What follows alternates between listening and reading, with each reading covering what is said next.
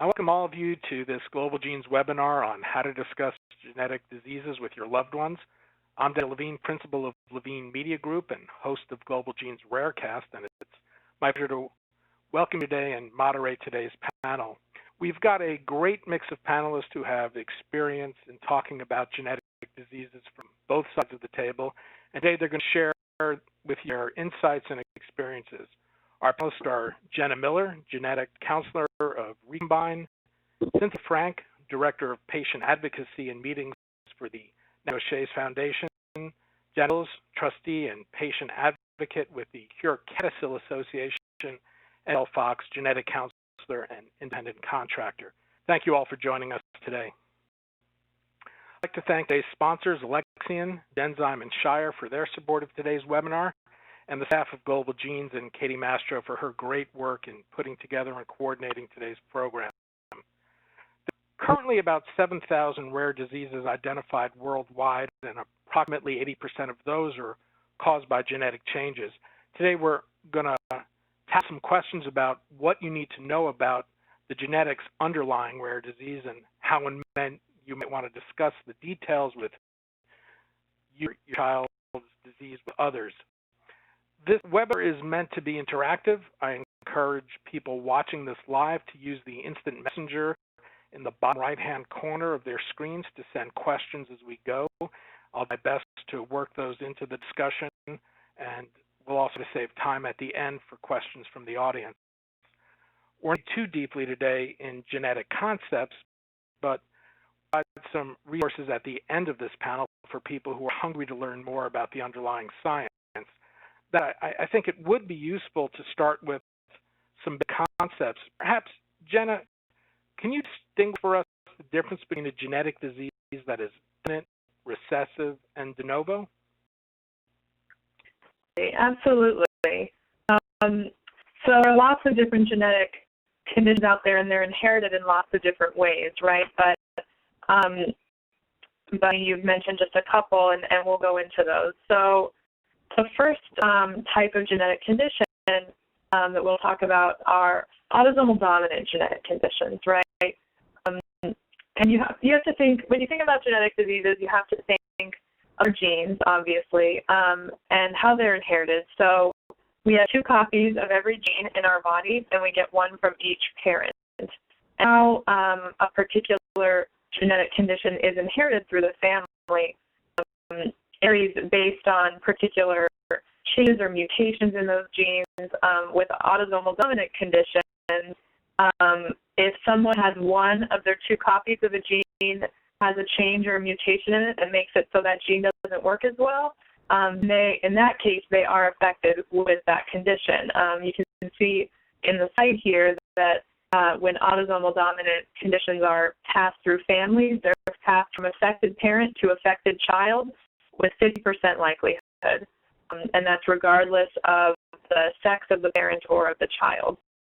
So if somebody has an autosomal dominant genetic condition, 50% chance that any one child would also have that condition. There are autosomal recessive genetic conditions, and this is different from autosomal dominant in that both copies of the gene in an individual would be non-working or would have a change or a mutation in it. So in this case, both parents have to be what are called carriers of genetic conditions. So if you think about what it means to be a carrier, it means one of the 2 copies of the gene is not working properly, but with the autosomal recessive conditions, having one functional copy of the gene is enough to maintain your health, versus,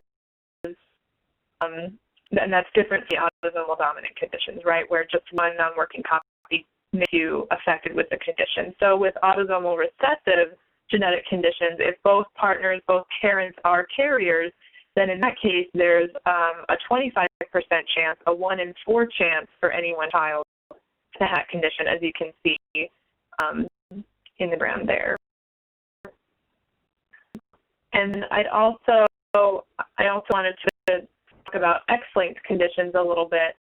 X-linked conditions are caused by genes that are on the X chromosome, and as we may have learned in school, our sex chromosomes are typically what determines whether we are male or female. Females have 2 X chromosomes and males have 1 X and Y chromosome. And so with X-linked conditions, you have 2 copies of every gene on the X chromosome because they have 2 X chromosomes. But males, because they only have 1 X chromosome, they can't really be carriers of conditions. They're either affected or they're not. Their one copy of that gene on the X chromosome either works or it doesn't. And so females can be carriers of X-linked conditions, and then when they're children, any of their sons would have a 50% chance to be affected with that condition versus their daughters would have a 50% chance to be carriers but not to be affected. And then you also mentioned de novo conditions, and de novo essentially means new, right? So de novo condition could be any of these in terms of inheritance, but with a de novo condition, that means that neither parent actually has the mutation, or that at least it depends on the inheritance pattern. It means that there was a new mutation in that individual person, meaning it wasn't inherited from a parent, it was just a sporadic change that happened just in them. And with de novo, go ahead. No, your work involves prenatal testing. Can you explain the range of testing you do, who you're testing, and why these people come to you? Absolutely. So I work for Recombine. We are a genetic testing company, and we do probably what's called pan-ethnic carrier screening or expanded carrier screening. So we test for over 250 genetic conditions. Mostly, most of these are those autosomal recessive genetic conditions where both partners have to be carriers. We also test for a few X-linked conditions. And so we test for those, and we are most of our patients are in kind of the fertility world, so a lot of times they're trying to conceive or are planning a pregnancy or are pursuing fertility treatments. We also see people who are expecting, women who are pregnant. It's considered to be sort of a preventative measure or just a way more information as you're having a family. How is it different discussing with parents their risk of passing on a genetic disease versus giving a patient a diagnosis of having one?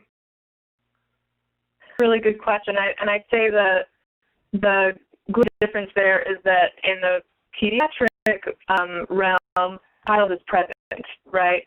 And so in those cases, you're often focusing on how to best manage that child's needs, trying to do your best to help that child versus more in my patient population. It's all about estimating risk, right? Risk to have a child with a genetic condition, managing that risk, looking at options for testing, and sort of managing as well as the numerical risk, also the perceptions of that risk or the things that a perceived risk elicits. Your patients are all around the country. You are not having face-to-face conversations with them, but teleconsultations. Mm-hmm. How does it affect the way you communicate? So doing telephone counseling, telemedicine, it is a challenge, right? Because then having, all these ways that we communicate with each other, we only have the audio. We only have verbal communication. So there's no nonverbal communication. We don't typically have visual aids that I can share with a patient to help them understand. So I have to be very careful with the words I choose, right? A lot of times I'll try and sort of paint a picture with words since I can't give an actual picture to look at. To write up a full summary after I speak to my patients so they have something to look back on. I mean, it's hard enough to remember what someone says to you when they're, right in front of you in life, but when you're removed in space from someone, it can be even more difficult. So I think it could be helpful for people talking to family members as well who are removed in, in space or across the country, et cetera. It's often helpful. I imagine the level of understanding that patients come to you with varies greatly. How do you gauge how technical the conversation you should have with the patient? Another good question. So in general, I would say that, keeping it simple is good for everyone. But one of the things that I do to kind of help gauge a patient's understanding is I ask them right off the bat, what do you know about this testing? What did your doctor tell you? What's your understanding? And so based on response to that question, the words they choose, or sometimes they'll say, I don't know anything, and then we can just start from the beginning. So it's often good to just ask right off the bat, tell me what you know. Michelle Fox in here. Michelle, the patients you deal with are patients who are generally getting a diagnosis. You're often in the position of delivering bad news, as it were, but does giving a condition a name, often after a long diagnostic odyssey, provide some relief? I have to be honest with you, sometimes it does and sometimes it does not. We have to, again, start where the patient's at, as Jenna said. And her patients are healthy, and our patients are typically not. Our patients come in, or the parents of our patients come in, and they usually have serious issues, and we're trying to find the underlying diagnosis.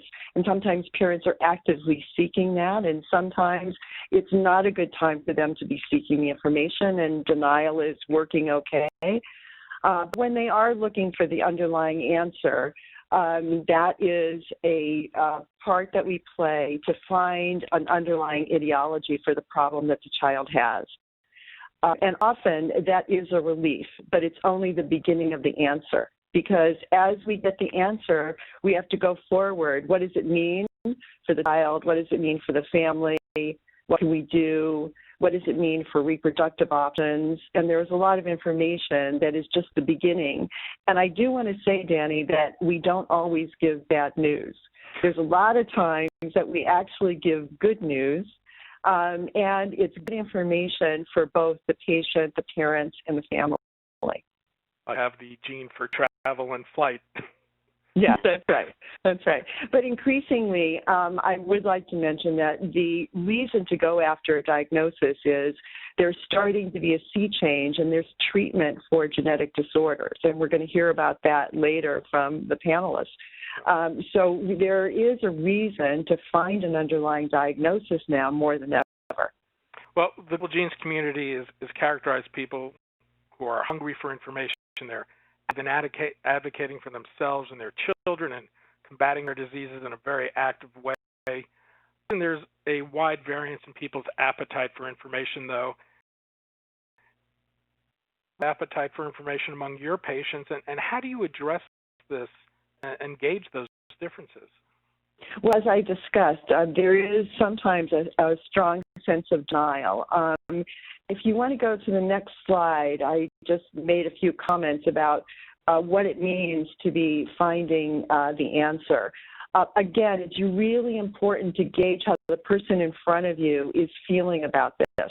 They really want to pursue it, or do they not want to pursue it? Our job is to support our patients and our families in the best way that we can. And that's a very individualistic approach, and we have to be tuned to what they really want and how we want to give the information. I think it used to be more common for us to see parents and patients one time and hit them over the head with all the information that we have. Now, increasingly, we're starting and trying to have rapport with our families and learn about them over time and learn about how we can best support them over time. Well, one of the things we're going to explore today is not only how to talk about genetic diseases, but who to discuss them with. I expect in a lot of cases this question comes up as an ethical one. Family members who share some of the same genes might need to know. Michelle and Jenna, perhaps you can walk us through how you raise this issue with your patients and what the discussions are like. Michelle, how do you suggest people raise the issue and explain it with their own family members? Well, for example, we often have a person in front of us who says, wouldn't it be great, could you just call my sister and tell her that she needs carrier testing for the Duchenne muscular dystrophy gene? And honestly, that can never happen. No, we can't do that. We have to empower, as much as I don't like that word, that's what we're doing. We're empowering that person to give information to their families. And as we know, some families are close and they're open to information gathering, and some are not. So we're trying to help our families and our patients talk to their families about the importance of genetic testing and having the accurate information so they can best proceed with testing if that's what's indicated. And quite honestly, we have to explain to them that as much as they want somebody else in their family to be tested, they will not be able to make them be tested unless they want to be. How about you, Jenna? Is this different at all in a prenatal context? Do you reckon others get tested, and if so, who? I think it is a little bit different in prenatal or preconception. In a way, it sometimes seems a little more casual because there isn't, again, that, affected child in front of you. But a lot of times what I say, I'll never, recommend, like, these people need to get tested, but I'll say something like, I encourage you to share this with your family members. I often focus on first-degree family members, but, I do try and make it apparent that it's not just your first-degree family members, although the risks are highest for them. If you are, a carrier, again, I work in carrier testing, so if you are a carrier for a genetic condition, it would be a 50% chance for your first-degree relatives to be a carrier, your parents, siblings, children as well. And a lot of times my patients will say to me, you know what, I don't talk to that branch of the family, or they're far away and I'm not really close with them. And I mean, sometimes it's just not possible to contact people, and that happens, and there's nothing you can do about that. But if possible, do call them, or maybe just even send them a letter. I've heard of people sending a letter with 2 envelopes, where the other envelope will have a more general letter saying something like, this other envelope contains information that may, some genetic testing results may be impactful for your reproductive decision making or for your medical management. It's something you may want to look into or go and talk to a genetics professional about. And then in the inner envelope, it'll have, the actual genetic testing results or more detailed information. So that's something that some people could consider. Remind our audience that they can instant message questions as we go, and I'll try to work them into the conversation or save them for the end. Bring our patients into this discussion. Janet, you were diagnosed with CADASIL, a neurodegenerative disease. What is CADASIL, and what were the symptoms that pushed you to seek treatment? Hi there. If you forward to my slide.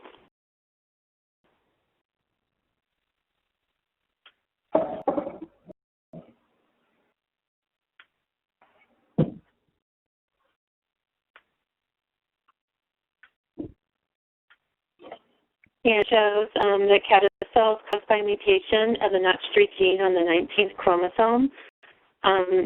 CADASIL is an acronym, so it's much easier to say CADASIL than say cerebral autosomal dominant arteriopathy with subcortical infarcts and leukoencephalopathy. But I do know how to say that because I had to learn that. But basically what it means is that our blood vessels, especially those in our brain, are compromised with a genetic material that is not like plaque that you can get rid of. Small and medium blood vessels, a lot of patients believe throughout our bodies, are also compromised. The jury's still out on that one, but we do seem to have other issues that are common in the CADASIL community. Next slide. This is the back of our business card for Cure CADASIL, and it lists the symptoms, and then I just added to those what symptoms begin in my teens, and then what symptoms led to seek a diagnosis, and then what symptoms I experience now. And starting in my teens, I did have horrible headaches, and so my dad took me to a chiropractor, and sometimes that helped, and sometimes that made them worse.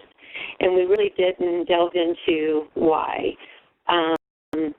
the pressure in my head sometimes felt like a vice grip around my skull, and just very tight, and that was really hard to deal with.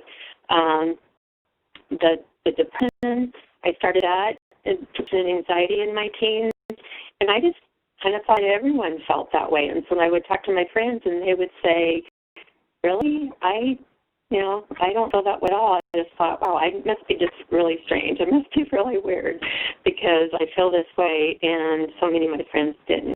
It wasn't until your late 40s that you were actually diagnosed, and only before diagnosed with MS mistakenly. How did you get correctly diagnosed? MS misdiagnosis is very common for CADA-cell, and we estimate that about 50% of patients do know they have CADA-cell now. Were first told they had MS. So if you forward to the next slide, and actually this was just kind of how it came to be for me. I had many symptoms, as the previous slide showed, but it's actually a blackout. I did lose consciousness. My husband took me to the emergency room. The CT of my scan indicated I needed a brain MRI, and then the doctor came back and he said that he and the radiologist believed that I had MS. I had lesions on my brain that showed in the brain MRI. And the next one. Yeah, this would be a real way of looking at the actual brains and seeing a person with a normal brain. It shows normal brain MRI. Then next to it on the top is an MS patient with mild to moderate symptoms, and you can see white lesions on the patient's brain. And then you look at mine at the bottom, there's significant numbers of lesions. And I outlined the corners, and with my dots got bumped, I guess. But generally, I call it a butterfly pattern, and other patients call it that too. We really have these spots each end of that kind of butterfly-looking area where we do have lesions.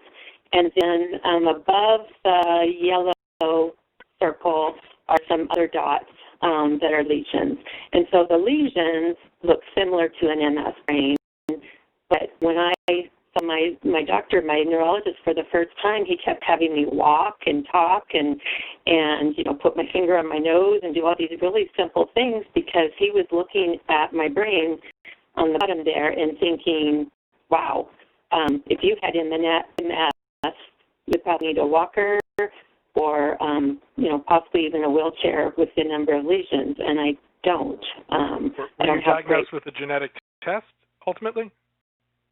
Yeah, so he did bring up CADA-cell at that first meeting, but since it's hereditary, we didn't think it was.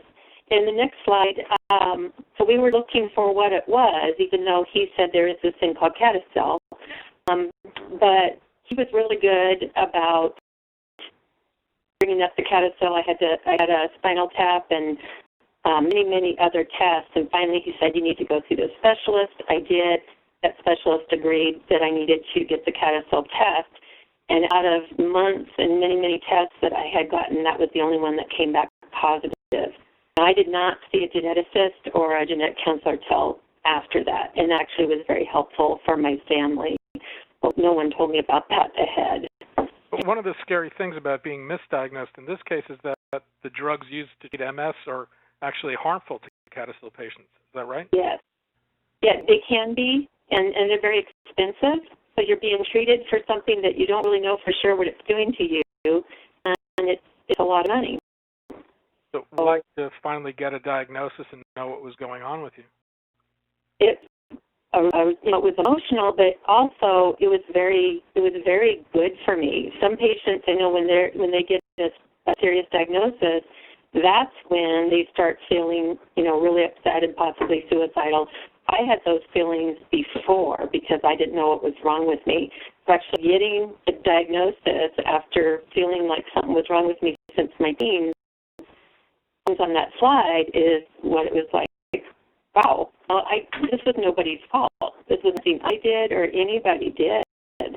There really is something wrong. I'm not a hypochondriac, and I don't need to commit suicide because I did seriously think about that prior to diagnosis.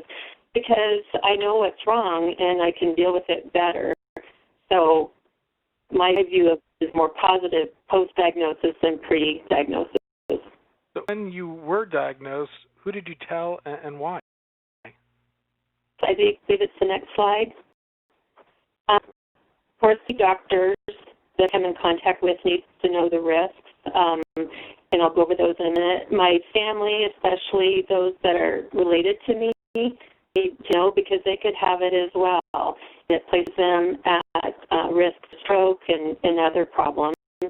Friends, people that I spend time with, they need to know if I have a transient ischemic attack or a TIA, a stroke, or severe migraine.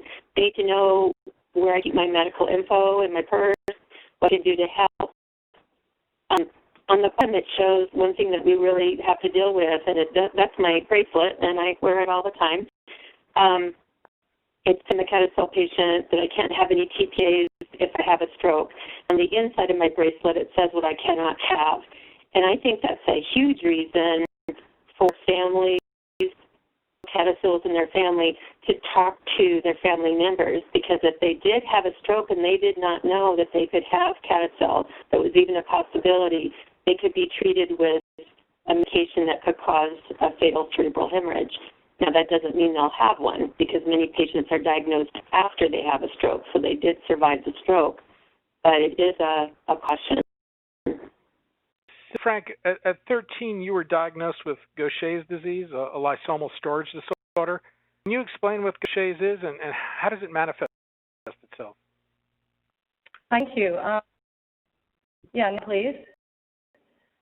Gaucher's disease is what's called an autosomal recessive disorder or disease, like Jenna described earlier. So that means is both parents have to be carriers to pass on the disease, and people with the disease have two of these gene changes or gene mutations. Gaucher disease happens to be the most genetic disease among Ashkenazi Jews. That doesn't mean that it's solely a Jewish disease. It actually runs in every population on the planet.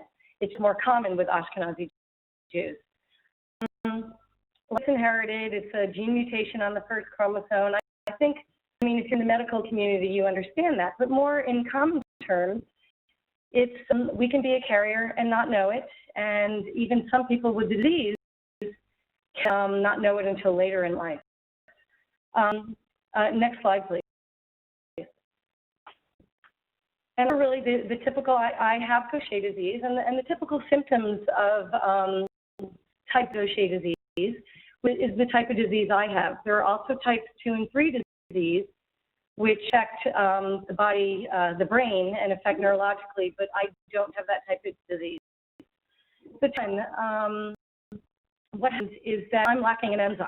And without this enzyme, my body can't bring a lipid or a fat that's normally in the body. So you have this enzyme build up the fat and they break it down. So they can't break it down. This fat builds up in my bones, in bone marrow, and it can cause extreme bone pain, some things called bone crises, where the bone actually dies. It makes the bones brittle. They break easily, easy fractures. It can affect joints. So many people with Gaucher have multiple hip replacements, spine replacements, can have shoulder replacements.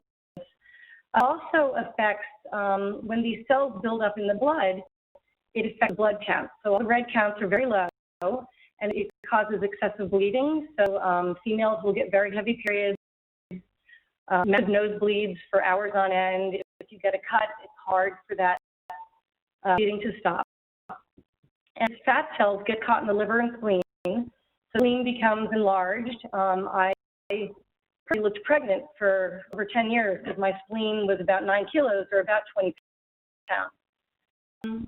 It also can affect the liver, and it causes liver disease and yellow skin and liver spots, or what look like age spots, and extreme fatigue. And I think they thought originally that this fatigue related to the low red blood counts.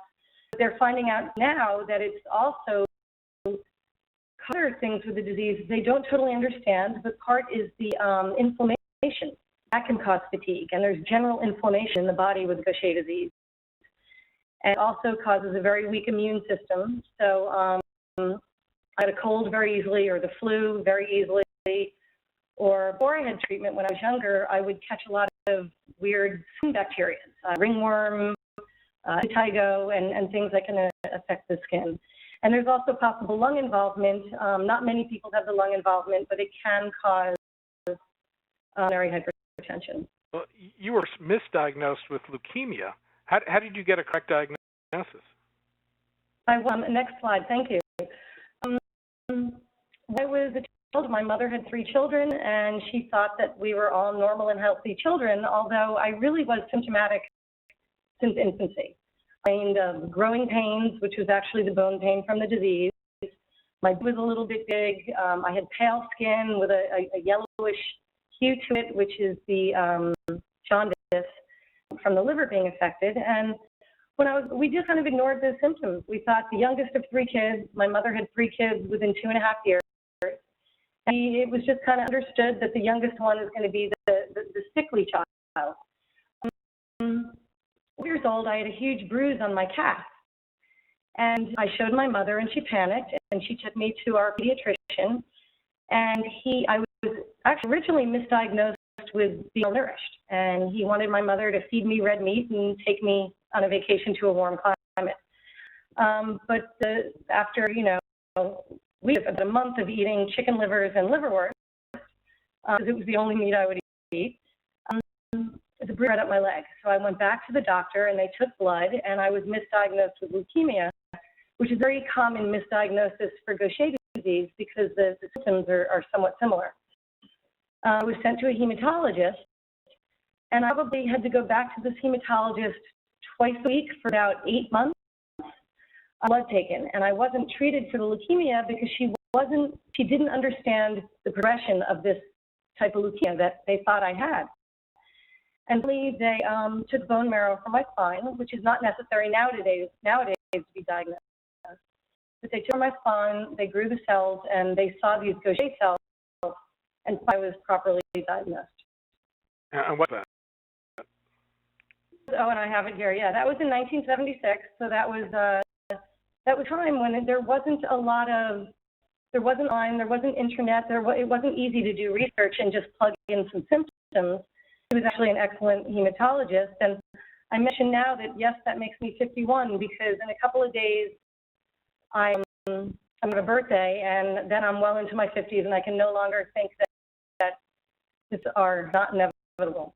But it's good thing because upon diagnosis, when there was no treatment for the disease and there was no hope, I really thought, I really thought that I would not have a long future. It's a degenerative disease. It gets worse over time, and because of the mutations I have, this mutation on my father's side, which is a more mild mutation, and a mutation on my mother's side, which is a more severe mutation, I considered a moderate to severe case of type 1 disease. And I was told that my bones would give. I would be using a wheelchair by the time I was 20. Probably wouldn't live past 30 years of age. So, well, you were diagnosed about 20 years before the arrival of enzyme replacement therapy. How has that changed the prognosis today? Please. Yeah, when they meant, and all I knew was that I was going to get sicker over time. That is a very impressionable age, and I really I went into denial. I didn't accept that I had this disease. I became very rebellious. I self-pity, and I did a lot of crazy things that teens will do. And I just pretty much a disease altogether. And what's interesting is the more symptomatic I became over time, the more I went into denial that I had this disease. Your actually told your teachers about the disease. They wanted you to wear a helmet to avoid going to gym. How much did you actually alter your lifestyle? I didn't alter it enough, and part of that is a good thing and part of that is a bad thing.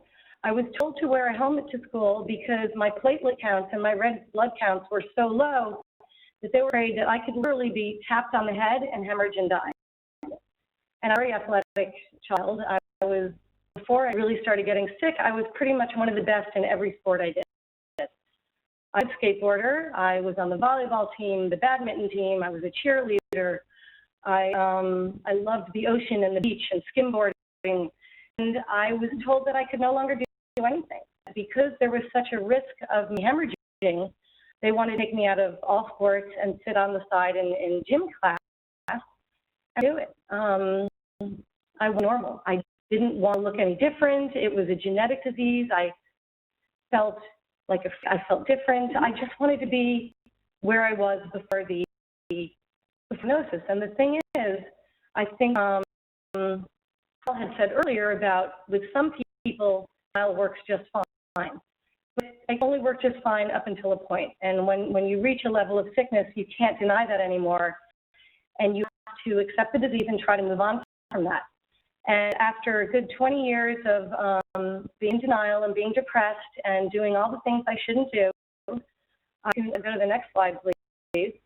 I started to actually tap into the genetic counselors that were around, and I started to take my disease and come to terms with it, and actually decide to give back to the community because I received so much help, doctors and foundations and patients when I started to meet them and the genetic counselors. And so you hope with anything you can turn this around and start to work with your disease. Jen, you're here as a genetic counselor, but I'd like you to change hats for a minute. Is it that you have a niece, Ivy, with a rare genetic disease, epidermolytic hyperkeratosis, or EHK? This is a very physical manifestation. Can you describe that? Okay, so epidermolytic hyperkeratosis, or EHK, it's in the ichthyosis family of genetic conditions, if anyone's familiar with those. It's also called epidermolytic ichthyosis. And this is an issue with keratin in the body, and keratin is really important to the structural integrity of the skin. And so people with EHK, the skin is sort of, it's just not as strong and it's sort of fragile. So babies with EHK, they're often born, their skin is very red, and there are blisters. Oftentimes as they age, the redness maybe goes away and maybe the blisters don't come as frequently. But there's still things that, need to be dealt with. And there can also be hyperkeratosis, which means this typically occurs on the hands and the feet or joint areas. Its skin in these areas becomes sort of thick and yellow and sort of peel or be almost scaly, not quite. And so because, the skin is a very important organ in the body because it provides a barrier from the rest of our body. People with this condition have trouble sort of maintaining their body temperature, so they can become overheated sortally. And so there are a lot of, like you were saying, a lot of physical manifestations, a lot of things that other people can see when they look at you. And how old was Ivy when she was diagnosed? Birth, very shortly after birth, because the symptoms were from birth, and she's treated, and people with EHK, they often use a lot of lotions and creams to help with the skin. They sort of avoid heat, so maintain their body temperature. They'll monitor their clothing, or manage or change the clothing they wear, or the activities they engage in. Individual treatment of, the blisters or booze, as my family members call them for Ivy. That's a lot of the treatment as well. So in this case, the genetic mutation was de novo. Neither parent had it, and it started with her. How has mom, your sister-in-law, handled letting people know about the disease and what thinking and who should know and who shouldn't? I usually talk to both my brother-in-law and sister-in-law in depth about this preparation for this webinar, and they had some really excellent insights into, how's it gone about talking to people. Talking to family wasn't so much the issue because they were kind of there from the beginning through the diagnostic odyssey. But in general, they said that they try and empathize with people around them because the people, when they, ask questions about her, about Ivy, they're trying to be sensitive and supportive, but a lot of times they don't know how. And so they can ask questions that aren't very tactful. And one thing that they both said is that they have to kind of just know for themselves when to engage in a deeper discussion of Ivy's condition and to just let go or kind of give a more shallow response just because they just can't, handle going into that right now. So one thing that they did is they came up with these little cards that they would just carry around. So when people asked a question, they could just hand them this card, kind of make it a little easier that way. You can see here, hi, my name is Ivy. You may have noticed my skin is different from yours. I have a condition called epidermolytic hyperkeratosis. Don't worry, it's not contagious. It's just how my skin is. My parents take good care of my skin, but sometimes it hurts. Sometimes I get blisters or too hot. My skin grows really fast. That's another thing I didn't mention. The skin grows faster, so wounds actually heal much more faster than the typical individual, which is interesting. So my skin grows really fast, especially on my hands and feet. That's why they look yellowish. I use a lot of lotion, and I love to be held by my mom. I'm a normal girl with extra special skin, and then a link to where you can see more questions. They both mentioned something really interesting. They said a lot of people would ask questions like, how's Ivy? And what they meant when they were asking those questions are, how is her condition? But they would choose to answer it. Typically, they'd say things like, she's great. She learned her ABCs this week, or she's learned to ride a bike, or she read her first chapter book, because they really tried to, humanize people for her. She's a really bright little girl. She loves to dance. She's very artistic, and she's very sweet and kind to other people because of, the things that she's experienced, the hardships that she's had.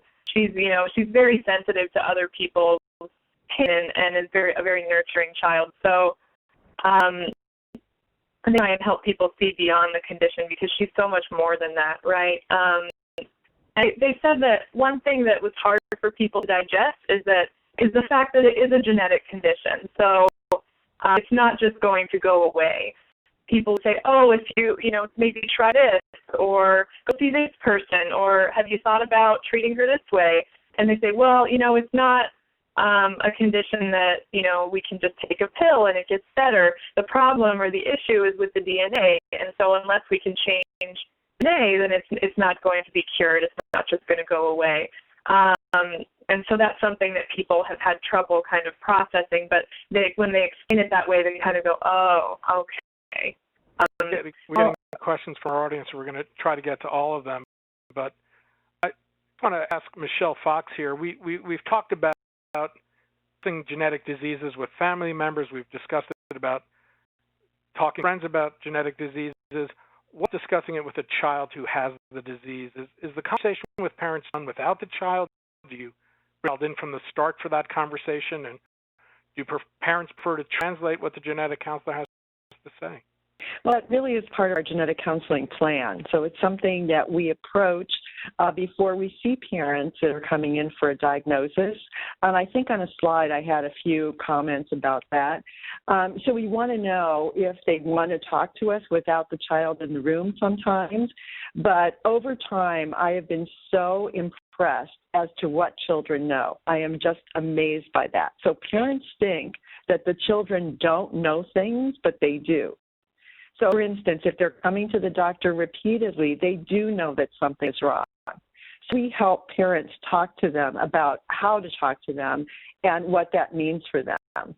I am amazed at how much they know. And our older teenagers, with the permission of the parents, it's really good to talk to them directly about genetic disease. Yourself having to advise parents on what and how to discuss with the children? Again, the children are the leads, as they are for anything we discuss with our kids.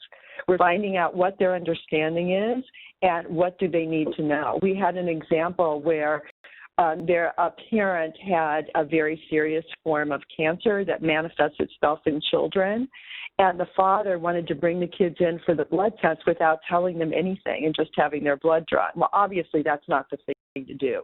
So we have to explain to the parents about how to approach that with the kids. So when they come in, they're well aware, or as aware as they need to be about why we'd be drawing their blood and what the purpose would be. Oh, you were 13 when you were diagnosed. No treatments were available. What was that to you, and did the doctor talk to you directly or to your parents? When I first found out about my disease, they actually talked over my head. And this was back in the 70s. I think things were a little different then. But I was 13. I was 13 going on 21. I was very mature for my age. And I had been through, I don't know, 100 blood tests by then, by the time I was finally diagnosed. And mother saw that I needed to hear this. I needed an answer. So I said, I'm old enough, don't talk over my head. I hear it like it is. And my parents agreed with that. And so they told us all together in one room what was done, what the prognosis was, that there was no treatment, and I would get sicker. But I agree. I think nowadays genetic counselors are trained differently, and they do, Michelle just said, engage the patient more. That's the person that really has to learn how to live with their disease. One of the things you and I discussed was the different roles doctors and genetic counselors play. What's your experience in terms of the different approach between genetic counselors and doctors and the role they've played in helping you manage your own disease? So it's interesting. I look at it from a patient point of view. I look at it that the doctor's job is really to treat the physical aspect of the disease. The genetic counselor's job is to treat the emotional aspects of the disease.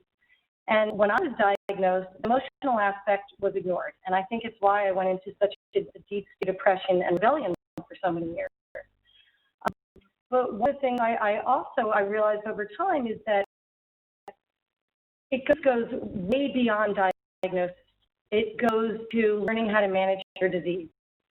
And although my doctor really does help me with the treatment and with what effects from the disease and what physical aspects I can expect from the disease, it's the genetic counselors, and I call them my angels, that really helped me over the years to cope with my disease and to give the emotional support and the resources to really manage my disease long term. Well, let's ask Michelle this question. One of the ways your training differs from the training of doctors is that there's a emphasis on communication. Which training do genetic counselors get on communication, and what does it emphasize? What does it teach you to do? We graduate from 2 years master's programs that are accredited by a body, the American Board of Genetic Counseling, and our emphasis is both in genetics and communication, and as Cindy said, psychosocial issues. Because as everybody's talked about today, the burden of genetic disease is great. And to ignore those psychosocial issues is not to do anybody a favor. So what we do is trying to communicate about very complex information on any level that's appropriate for the patient and the family. And we do what I call, or what we call in the field, shared decision making. In other words, we're not telling anybody what to do, and we're supporting the families in their decision-making process. And I think our communication skills are what set us apart. Oftentimes, I feel that I'm really translating to the patient what the doctor has said, and that's not because we're not all speaking English. It's because we're trying to communicate in the most effective way that we can. Well, genetics is a rapidly evolving area. There are new tests, new diagnoses, new understandings about the interaction between the genome and diet and the environment and the bacteria in your bodies. How do you keep up? How do you follow these changes and stay current? Well, believe it or not, our patients and our families sometimes are first line of education. They're ones that have read every paper about their disease, have seen in the LA Times, they call me up, Michelle, there's a new test, can I get it done? They are just so current. And of course, going to meetings, being well aware of resources, talking to people and networking. The genetics community is an amazing one between the geneticists and the genetic counselors. We're a relatively small specialty in medicine, and our networking capabilities are pretty incredible. Well, let's turn to some questions from our audience here. We have one audience member who has neurofibromatosis and wants to know when they should get their children tested. They have children who are now 15 and 13. What's the age? Well, it depends on the family manifestation. If it's helpful, if there has been a gene test, then in some cases we can identify the gene change in neurofibromatosis in many cases. They might want to have a discussion with their children. Obviously, if the children have cafe au lait spots, that's a tip-off that they may have NF. But oftentimes, especially as children get older and they're questioning whether they have it or not, it's an autosomal dominant disease, they're at 50-50 risk. And it might be something that the parent really wants to discuss directly with the child, or the pediatrician has mentioned that the child might have some skin changes and needs an evaluation by a geneticist and a genetic counselor. There's a good point made here by one of our audience members who talks about being burdened with too much information about disorders and being overwhelmed by it. Is there a holistic model that can be used in communicating one's condition? I think before I was trying to explain or make the point that we would like to establish a rapport so that our patients feel comfortable coming back to us time and time again with questions and communicating over time. So I may have misunderstood this, but I'm thinking in terms of them talking to other people about their disease. That is very, very helpful, and we encourage that. The advocacy groups for the different disorders are extremely helpful to the patients, but I have to say that there is sometimes misinformation out there, and it's really helpful if our patients contact us. So if they find out something that might be useful for a treatment and they're not sure whether that's something that they should pursue, we would encourage them to get in contact with us. There's another question here. I don't know that anyone would really be able to answer this with anything other than the obvious, but this is a person whose son went through exome sequencing and they're expecting to have a definitive diagnosis, but didn't get one. This was something they're frustrated by, but their son was thought to have hemorrhagic migraines. Was it unknown? Because remember, when we are looking at an exome, we're looking at 20,000 genes, and we're trying to filter down and get an answer.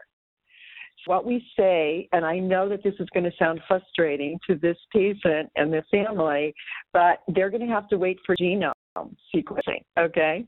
So the next step is going to be genome sequencing, and we hope that that will yield another big leap for genetic testing and genetic technology and lead to more answers. There's also a question here about what is the percentage of patients without a specific diagnosis? Does any of our panelists know? I think it's huge. If I had to hazard a guess. I think, in studies that have been done, I think we have to remember that sometimes we're seeing the patients that have the most serious complications. And if you looked at predictive testing, this is where there's a known gene in the family, and you ask the people, do they want to be tested? They want to be tested, and yet we probably see 10% of those people at risk for testing. One other question here about what kind of inheritance would apply when the fathers do not have the disease and there isn't any familial history. So I take it if it's not coming from the mother, it's a de novo mutation we're dealing with. So. That's right. And as Jenna said, that is common in autosomal dominant disorders. That is the mechanism. If the parent does not have it and it's a dominant gene, it can happen new in the person that's affected, and that's de novo. So let's ask an uncomfortable question here, something we discussed earlier, but one of the things that can come up with genetic testing someone finds the father is not the father. How do you handle that as a genetic counselor? What we try to do is talk to the mom on the phone when we get that information. We know that they're going to come in and we're going to talk about it. So often we'll call the mom and ask some leading questions to see if we can get some answers. And then try to ask her, really contract with her, how would she like us to handle the information? So a patient here is asking, or an audience member is asking about a very specific disease, Plazus Merzbacher, PMLD. Running into what anyone might know here, I want to ask a broader question, which is, what advice do you have for people interested in learning more about the genetics of a specific disease? Are there resources you'd recommend, websites? Websites and resources on the slide, but the information that's available now is just, there's a huge amount of information on the internet. And some of the websites are just very good, and you can always ask your provider, or genetic counselors seem to be the best kept secret in medicine, but there are genetic counselors that are listed all over the country on the National Society of Genetic Counselors website, so people can get in touch with genetic counselors in their area. And in my experience, genetic counselors are really good about giving free information. And what about when genetic testing is done and everything says normal? What's the next step? I think that it really depends on the situation, but our technology is increasing at such a rate that we encourage our patients to keep in touch with us on a routine basis, like every 6 months to a year, what's new, if some changes in the person's situation that might lead us to think about a better test that can be done. And the technology is rapidly expanding. So in the future, I think all of us will have advantage of genome sequencing, even healthy people.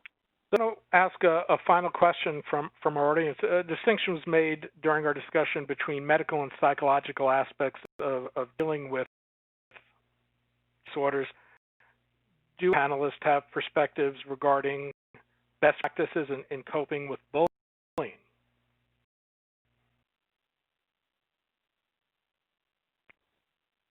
I'm sorry. With bullying? Actually, this is Jenna. My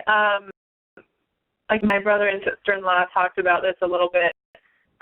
Previously, they said that, you know, when Ivy's classmates were small, there wasn't a lot of preconceived notions that they were coming with when they were asking questions. They were just genuinely curious. But as they're getting older,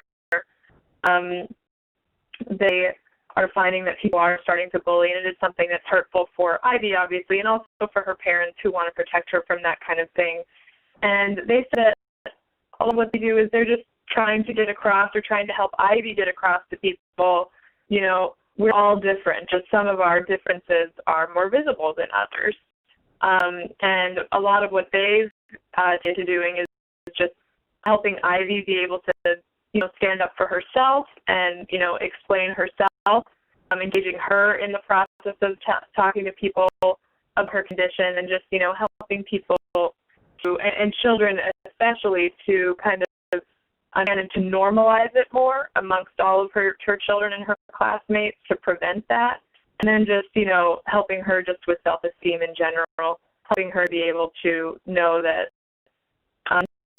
the types of things aren't a reflection on her, and helping her to have the confidence to take control of those situations herself. Let me try to squeeze one last one in here real quickly. We have an audience member who is in a state where there's only a handful of genetic counselors. They're told it's months wait for an appointment. It's different in other states, and how expensive is it to get a consultation? We should say that telemedicine is really playing an increasing role in genetics and genetic counseling, and many of the areas are equipping themselves now to really help people and then to help reach out. And in many situations, not all, insurance does reimburse for genetic counseling and genetic testing depending on the situation. Okay. To note also that at the end of this webinar, you'll be directed to the Global Genes Toolkit. Testing, is this my path to a diagnosis?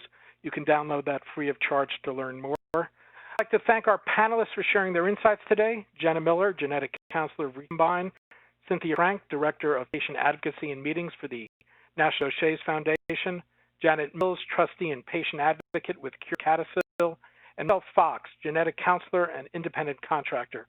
I'd also like to thank today's sponsors, Alexion, Genzyme, and Shire for their support for today's webinar, and the staff of Global Genes and Katie Mastro for her great work putting together and coordinating today's panel. Be sure to join us for our next webinar, Leveraging a Rare Disease Center of Excellence, which will be held on June 1st. You'll join me every week for our RareCast podcast, which you can find on Global Genes Rare Daily or on SoundCloud, iTunes, or Stitcher.